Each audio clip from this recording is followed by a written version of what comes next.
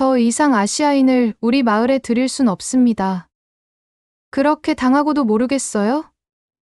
이런 말이 우리 마을에서 들려왔습니다. 안녕하세요, 구독자 여러분. 오늘도 찾아와 주셔서 감사합니다. 영상 시작하기 전에 구독과 좋아요 부탁드립니다. 저는 독일에 살고 있는 45세 주부입니다.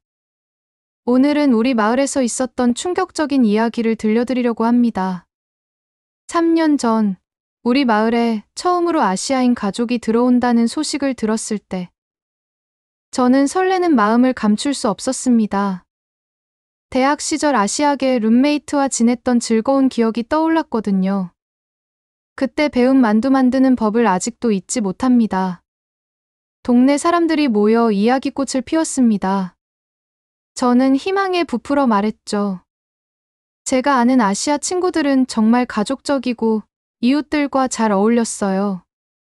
우리 마을에도 새로운 문화의 바람이 불어올 것 같아요.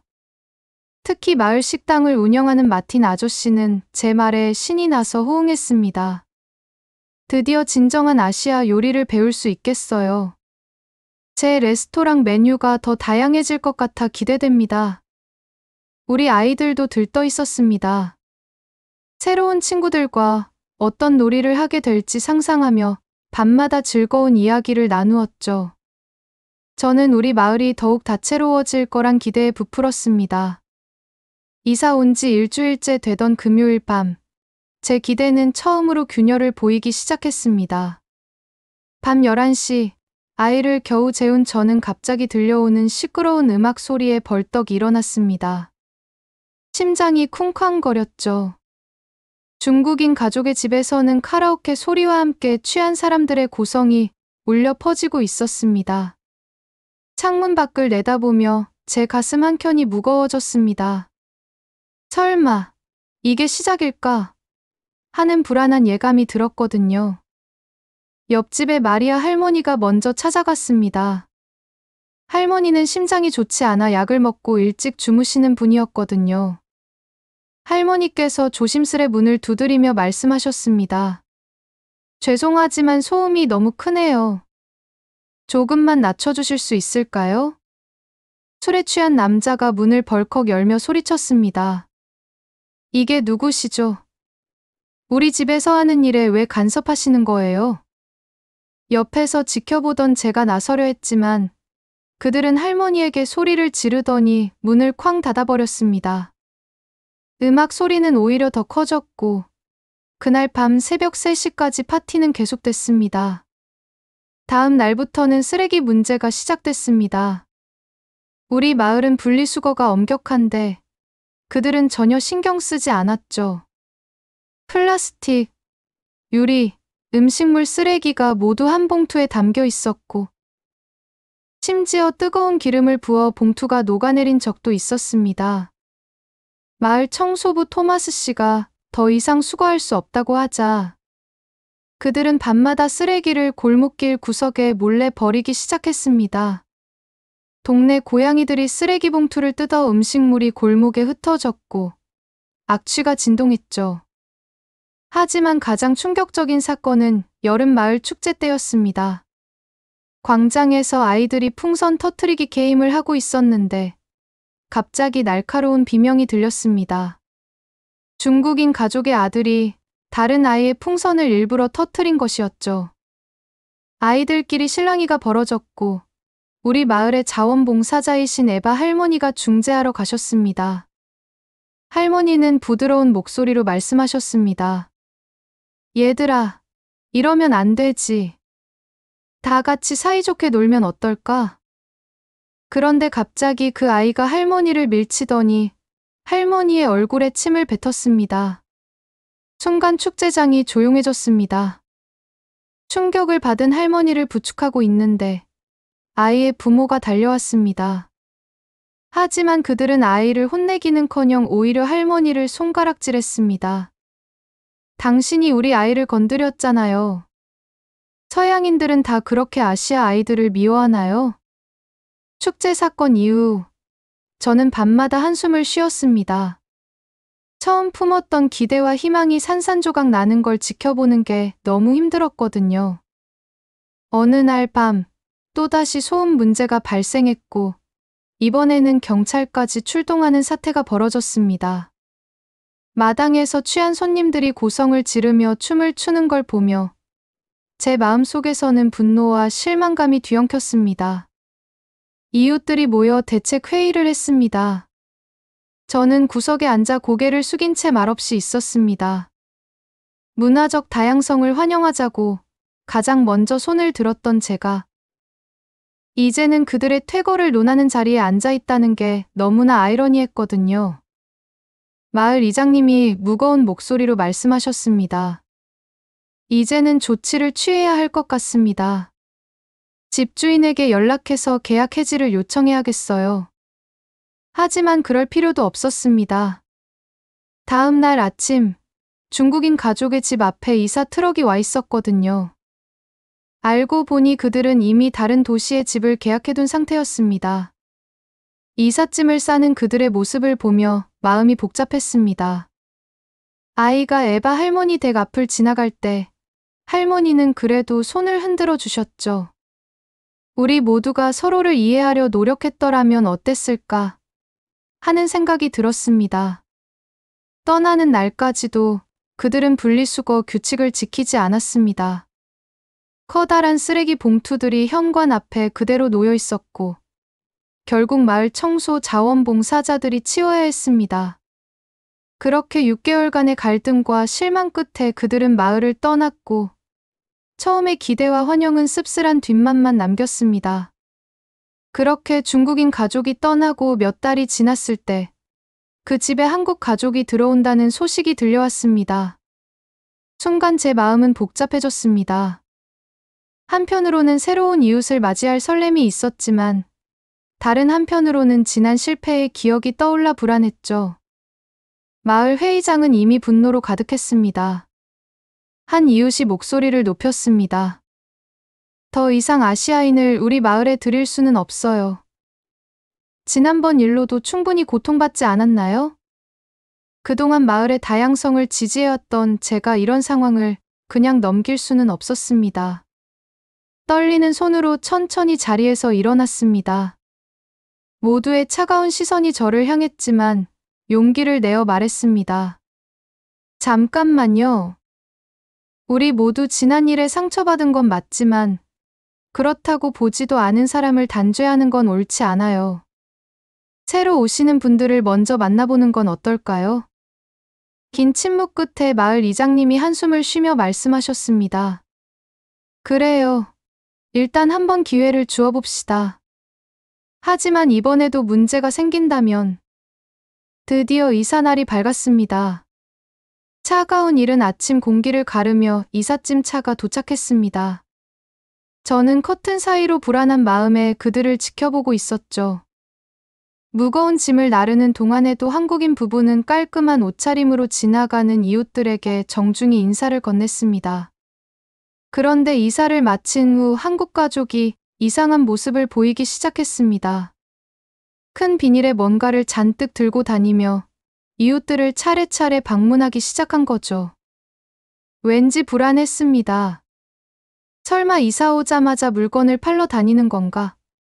하지만 더 이상한 것은 그 가족과 이야기를 나눈 후 이웃들이 경계심이 조금 누그러드는 것 같다는 것이었어요. 무슨 일이 일어나고 있는 건지 호기심을 참을 수 없었습니다. 드디어 제 차례가 되었습니다. 떨리는 손으로 현관문을 열자 한국인 어머니가 서툴지만 또박또박한 독일어로 말했습니다. 안녕하세요. 저희는 오늘 이사 온 김민수, 박지영 가족입니다. 앞으로 잘 부탁드립니다. 그리고 무언가를 메모해둔 종이를 꺼내보며 조심스레 덧붙였습니다. 혹시 저희가 실수하는 게 있다면 꼭 알려주세요. 저희가 더 배우고 고치도록 하겠습니다. 순간 너무 부끄러워졌습니다. 낯선 나라에서 이렇게까지 노력하려고 하는데 저는 선입견으로 가득한 채 혹시 물건이나 팔지 않을까 하는 의심을 하고 있었으니 말이죠. 그리고 그 다음 날부터 그들의 성실함은 우리의 예상을 훌쩍 뛰어넘었습니다. 이른 새벽, 가로등 불빛 아래 빗줄기를 뚫고 출근하던 중에 눈에 들어온 광경은 지금도 잊을 수 없습니다. 한국인 아버지가 빗속에서 묵묵히 쓰레기장 주변을 청소하고 계셨던 거예요. 무거운 비닐봉지를 들고 바닥에 흩어진 쓰레기를 하나하나 주워 담는 모습에 저는 그만 발걸음을 멈췄습니다. 우산을 들고 다가가자 그제야 저를 발견한 그가 수줍게 웃으며 말했습니다. 제가 군대에서 배운 건데요. 내가 사는 곳은 내가 책임져야 한다고 해서. 쑥스러운 듯 고개를 긁적이는 모습이 어찌나 순수해 보이던지. 그의 책임감이 가장 빛을 발한 건 한밤중에 벌어진 긴급 상황에서였죠. 그날 밤 12시가 조금 넘었을 때였죠. 쿵, 쿵, 쿵. 급박한 노크 소리와 함께 할머니의 다급한 외침이 들렸습니다. 도와주세요. 물이 멈추질 않아요. 현관문을 열자마자 저는 숨이 턱 막혔습니다. 마리아 할머니가 온몸이 젖은 채 서 계셨거든요. 얼굴이 하얗게 질린 채 덜덜 떨고 계셨습니다. 수도관이 터져서 집이 물바다가 됐어요. 계단을 뛰어 올라가는 순간 쏴아 하는 물소리가 귓가를 울렸습니다. 그런데 그때였습니다. 어디선가 후레쉬 불빛이 번쩍였고 계단을 세 칸씩 뛰어오르는 발소리가 들렸습니다. 한국인 아버지였습니다. 허리춤에 공구를 찬 채 작업복 차림으로 달려오고 있었죠. 물이 흘러넘치는 현관을 지나 안으로 들어서자 충격적인 광경이 펼쳐졌습니다. 천장에서는 폭포처럼 물이 쏟아져 내리고 거실은 이미 발목까지 잠겨 있었죠. 할머니는 떨리는 목소리로 말씀하셨습니다. 수도 밸브가 어딨는지 모르겠어요. 그때 한국인 아버지가 번개처럼 움직였습니다. 군대에서의 경험이겠죠. 후레쉬를 비추며 순식간에 지하실로 내려가 메인 밸브를 찾아냈습니다. 물을 막은 뒤에는 바로 공구를 꺼내들더니 터진 파이프를 응급 처치하기 시작했습니다. 정말 놀라운 건 그 다음이었습니다. 파이프를 고정시킨 후에도 그는 떠나지 않았습니다. 새벽 3시가 넘도록 물을 퍼내고 가구를 옮기고 전기 누전은 없는지 일일이 확인했죠.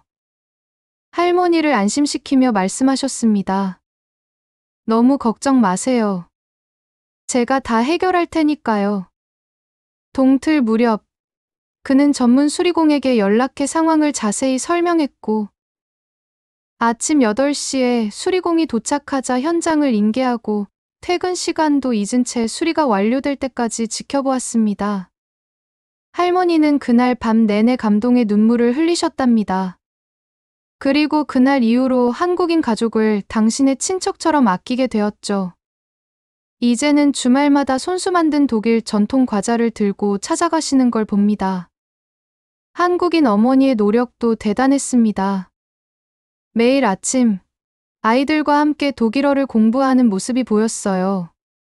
창가에 붙여둔 단어 카드를 보며 열심히 발음을 연습했죠. 그녀의 이런 노력 덕분일까요?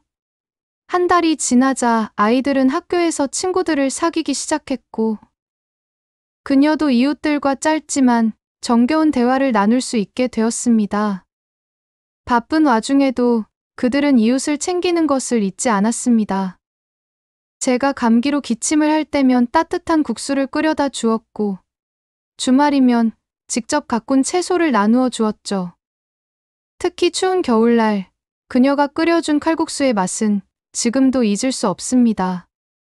몸도 마음도 따뜻해지는 그 맛에 저는 또다시 눈물이 났답니다. 시간이 흐르면서 그들의 정원은 마을의 자랑이 되었습니다. 봄에는 튤립이, 여름에는 장미가, 가을에는 국화가 피어났죠. 이웃들은 그들의 정원을 구경하러 오게 되었고 자연스럽게 서로의 집을 오가는 사이가 되었습니다. 얼마 전 마을 회의에서 한 이웃이 제게 말했습니다. 정말 부끄럽네요. 처음에는 그렇게 반대했었는데 이제는 우리 마을에 이런 훌륭한 이웃이 있다는 게 자랑스러워요. 그 말을 들으며 저는 깊이 깨달았습니다. 우리는 때로 두려움 때문에 높은 벽을 쌓고 그 벽 너머의 사람들을 판단하곤 하죠. 하지만 그 벽을 허물고 보면 우리는 모두 같은 희망과 두려움을 가진 이웃일 뿐이었습니다. 이제 저는 매일 아침 창밖으로 보이는 한국 가족의 정원을 보며 미소 짓습니다. 형형색색의 꽃들이 피어있는 그들의 정원처럼 우리 마을에도 이제 다양성이라는 아름다운 꽃이 피어난 것 같거든요. 이것이 제가 오늘 여러분께 꼭 들려드리고 싶었던 이야기입니다.